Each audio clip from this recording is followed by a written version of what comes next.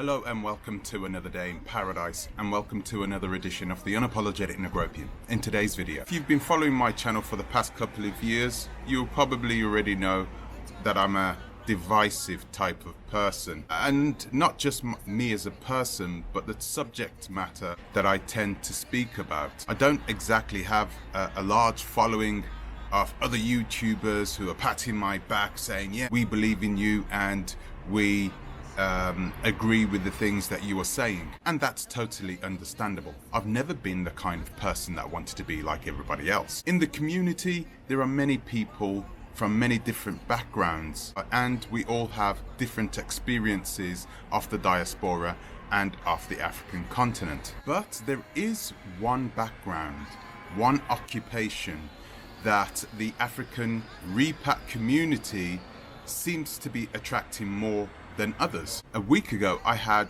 a message sent to my email that I was so profoundly moved by that I had to do something about it. I had to make a video about it. This is the video that I'm going to make about this particular comment, because whilst I knew about this, I always made assumptions about why the African Repat community was attracting these types of people. So I'm going to read half of the email to you right now. I'm going to go into this message, but first I'm going to ask you, like always, to please like, subscribe, share, click the bell notification, and please consider supporting the channel on our Patreon, link in the description. The link for the Ovversight YouTube channel, the YouTube channel that will give you free information on how to invest on the African continent safely, cheaply, and securely. Please follow the Ovversight YouTube channel. Link in the description. And it goes like this, and I'm not going to mention the name of the person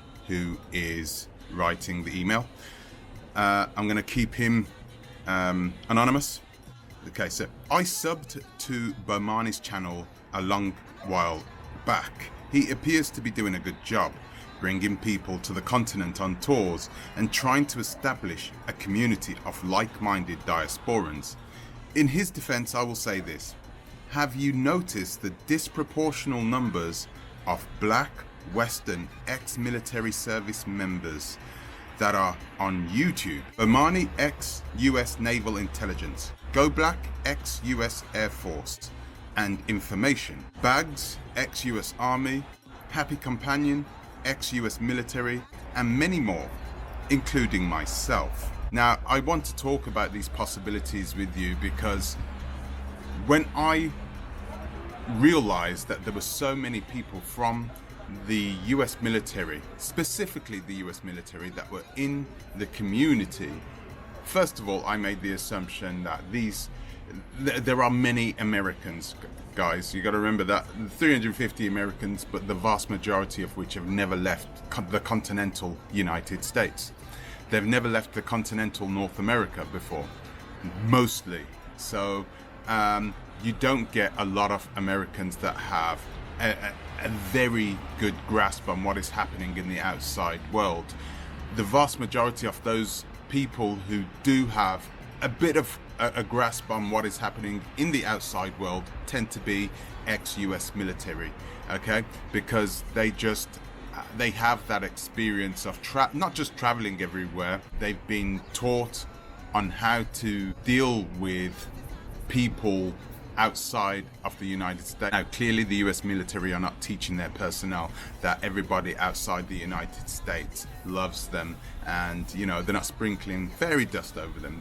They're letting them know that most people understand and know what exactly the US imperialistic money-making machine has actually done to the outside world. We don't like being used and abused by one particular country. In saying that, you have a lot of ex-military service members who go into the military, they travel around, and it wakes them up, and they realize, well, okay, you know, this is the way the world is. We have this imperialistic powerhouse of the United States, and look at what they're doing to everybody else.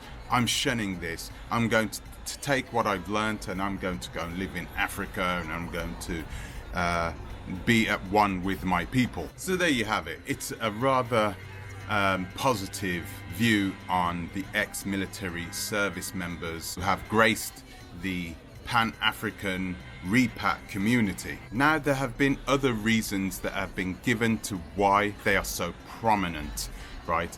A lot of continental Africans over the last year specifically, when they were talking about how much hassle, how much bad things are going on in the Repat community, why they're always bickering and arguing and complaints and courts and the police getting involved and all that. Why is this all happening? One person said that it's the Americans, it's just the way the Americans are, and they're bringing all this hassle and stress over to the African continent. We don't want them there. A lot of nationalistic pro-African continentals were saying those types of things.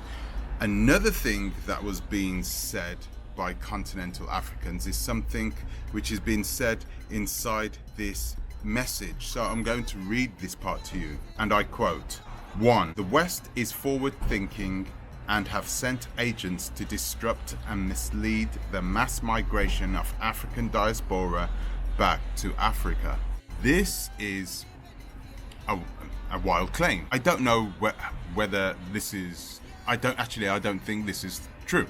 If the West really wanted to disrupt the Pan-African movement in a covert way, they would do so. And there is pretty much nothing we could do about it, because all you have to do is look at the way we disrupt our own movement. Look at the way we do things ourselves. We struggle ourselves. The Pan-African movement is struggling ourselves. It's not because of the military that are there. It's the ex-military that are there. It's because of the dysfunctional leadership that we have inside, or lack of, I should say, inside the Pan-African Repat community. It's fraught with a lot of people who are mentally disadvantaged. We'll say that. I don't want to talk negatively about them, because they're not all bad. You know, they're not all bad, but sometimes when you see people throwing up their fists, and it just frustrates me. It just frustrates me, you know, when they're doing all this just for the camera. I think that people who are leaders should be a lot more logical and rational thinking people. Malcolm X was one of those logical, rational thinking people. That's the reason why I loved him. But when you get people who struggle with their own emotions, they can't take care of their own emotions, so guess what the Europeans are going to do with those emotions? They're going to use them against you, and they've been doing that to us for an extremely long time. Why are we any different? We're not any different in the Repat community in comparison to the other communities that are doing other things. And you've seen that with Black Lives Matter over the last couple of years. They've been using those emotions to make a profit sometimes. It's crazy. So, guys, we need to be aware that this is happening, okay? And it's a sad thing to say, but it's the truth in the same way. So I'm going to read on. Number 2. There are those people that have seen the belly of the beast firsthand and now carry a rage that can consume us, and the only escape is Africa. Eliminating any possibility of infiltration by the beast is not tolerated and immediately stamped on. Casualties accepted. It's the military way. Effective but brutal.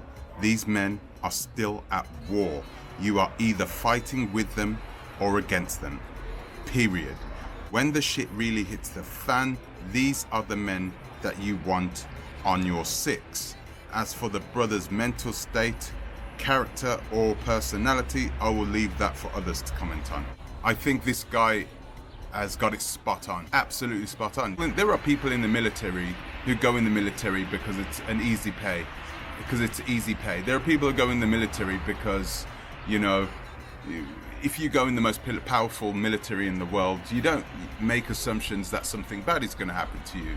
You're always the good guys going into other countries to help the poor people who are being oppressed by the regime. Have you ever noticed that every time a Western news outlet talks about other country's government, they always call them a regime? But you don't think the House of Congress is a regime? That's exactly how we should call it. It's a regime. It's a regime of billionaires and millionaires trying to control the land in which they live in. He's saying that these are the types of people that you want watching your six. I'm not sure if I agree with that. I think that the military, especially the US military, pumps out a lot of people that do have problems mentally. Okay, they do pump them out, and a lot of these guys, they cover their problems. Right?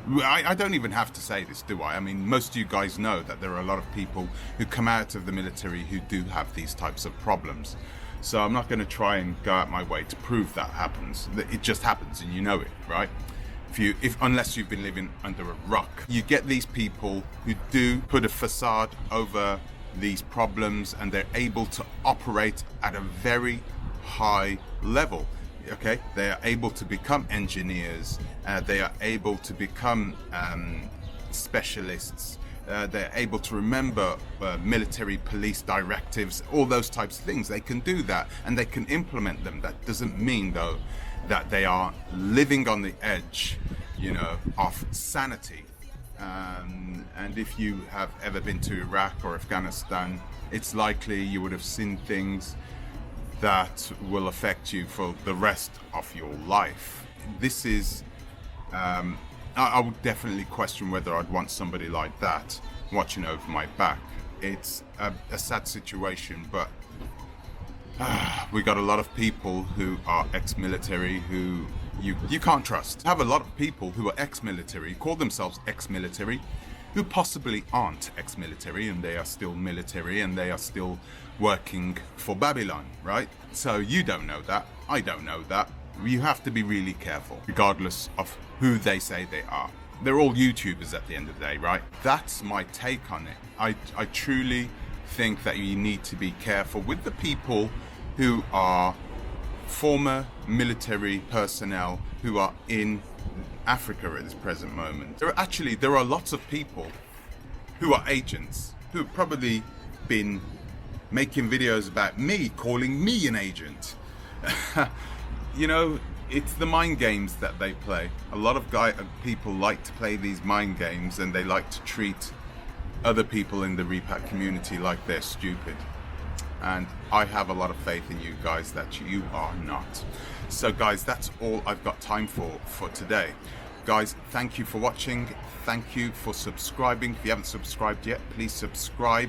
Please hit the like button. Want to give an extra special thank you to my patrons, and I will see you in the next one. Until the next time, please think twice. Ta-ra a bit.